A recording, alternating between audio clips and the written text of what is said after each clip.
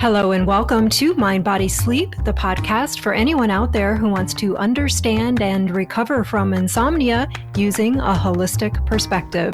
I'm Beth, Kendall, your host. Let's get started. Hello, everyone, and welcome back to the podcast. I hope you are doing really, really well.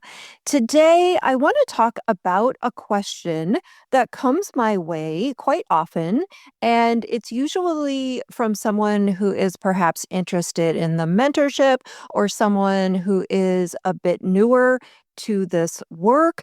But that question is, how long will it be until my insomnia goes away? Or some version of this question. And this is such an understandable question, right? It is a very human question because when you are going through insomnia and you are really struggling with your sleep and so much uncertainty around sleep, you just want to know when it's going to end, right? You want to know when you're going to be free of it, what this process looks like, and when you're going to get your life back. But here is the honest answer to that question. The honest answer to that question is I don't know when that's going to be for any individual. And I know that is not going to be a popular answer to this question, but it is an honest one.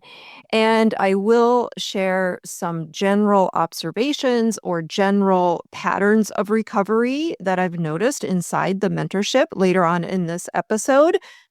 But it's a hard question to answer because the question itself is a part of the problem. So, what do I mean by that? There is a hidden assumption inside this question. The question assumes insomnia is something you have, right? But insomnia isn't really something you have in the way you have a common cold or a broken bone. It's something the brain learns to do. It's a conditioned alert response called hyperarousal. And this usually starts after some sort of difficult experience with sleep. So maybe it's a medication reaction, it could be an illness, maybe you've gone through long COVID, it might be a trip. Sometimes it's a single sleepless night. But that triggers some worry or concern. And from that point forward, we start engaging with sleep differently. We start paying more attention to it. We start problem solving it. We start approaching it from a place of effort and control versus the passive process that it's always been. And then before you know it, we're dealing with this hyperarousal response that seems to kick in on automatic. And I know from personal experience what a perplexing thing that is. Because when this response is rooted in fear or worry, there's often a lot of monitoring or predicting or analyzing and just overall wondering what in the world is going on with my sleep. And these are all a part of the insomnia structure. So, insomnia isn't something we have, it's something the brain learns. And we can absolutely work with that. And that is such great news. But here's the tricky part. Conditioned responses, especially those that are built in survival, generally don't disappear on a timeline. They disappear when the brain no longer sees something as a threat. And that is not an easy thing to predict because every brain is different.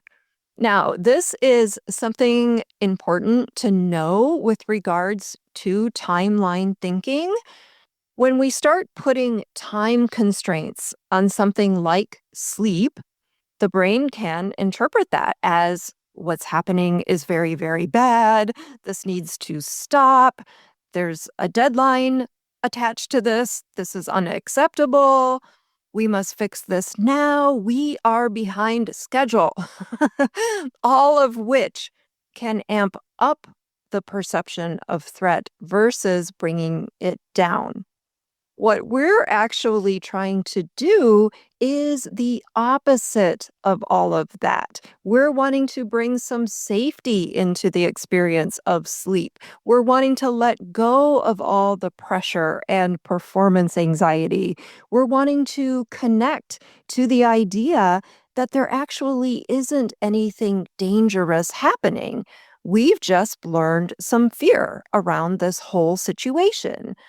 So, timeline thinking can keep us in the loop we're trying to get out of because it's based in expectation and control. And those are the opposite conditions in which sleep generally happens. There's another piece to this timeline question that I want to point out. Because when we're living in the energy of when is this going to go away, it creates this sort of waiting game, right? We start living in the anticipation of it going away. We start looking for and monitoring for if it's going away. And of course, this also perks the brain up instead of winding it down. And it keeps us in the energy of what we don't want versus what we do. It's also very, very common for people with insomnia to put their life on hold until sleep gets better. And of course, I completely get this because I basically arranged my entire life around insomnia for decades. I'll travel when I start sleeping better. I'll date again when I start sleeping better. I'll exercise more when I start sleeping better. I'll be happy when I start sleeping better. I'll get the job I really want when I start sleeping better. So I wasn't just waiting for sleep, I was waiting for my whole life to start alongside that sleep, which definitely no pressure there, right? But this was not the most helpful approach because it was making insomnia more powerful. It was putting sleep up on the pedestal. It was creating a high stakes situation. I had to start living my life first because that's what teaches the brain there's no danger. That's what takes sleep off the pedestal. That's what lowers the stakes in your mind around this whole thing called sleep. So your brain goes from, oh my God, my entire life is depending on the status of my sleep to, I can live my life or parts of my life even on little sleep. So I had to show my brain versus it leading me. And this is how the brain starts to learn safety again. And I did this in such small increments, right? Change starts small. If you were to imagine a dripping faucet, I took it drip by drip. But over time, the bucket underneath that faucet held a greater capacity for life. And this leads to the great paradox of recovery. The paradox of recovery is that it begins when you stop waiting. It speeds up when you're willing for it to slow down. It goes away when you stop needing it to go away. Recovery doesn't happen on a timeline. It happens when you let go of the timeline. And these are not easy concepts for the perfectionist brain, right? We basically want the exact opposite of this. But I will leave you on a more practical note today. In my experience, people who come into the mentorship generally need at least 60 days to really understand this approach and start thinking about sleep differently.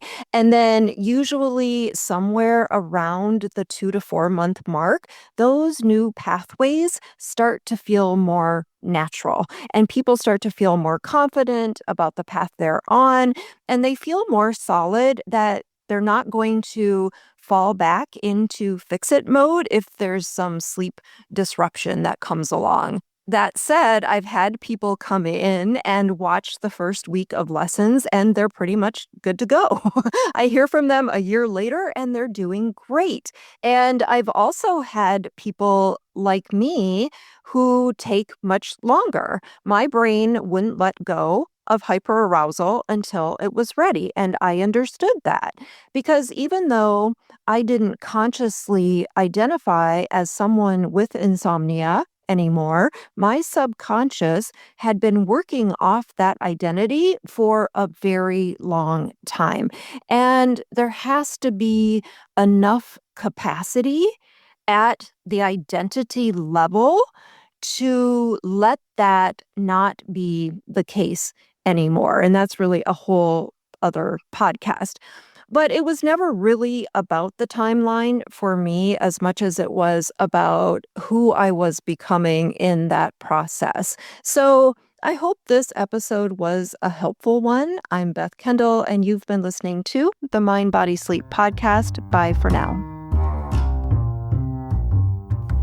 Thanks for being here today. If you love what you heard on today's episode, don't forget to hit the like button and subscribe to the podcast. And if you need more support with your sleep, join me in the Mind, Body, Sleep mentorship. This 3-month one-on-one program will transform your relationship with sleep so you can get back to living the life that you love, free from the fear of not sleeping. Head on over to bethkendall.com for more details. I'll see you next time.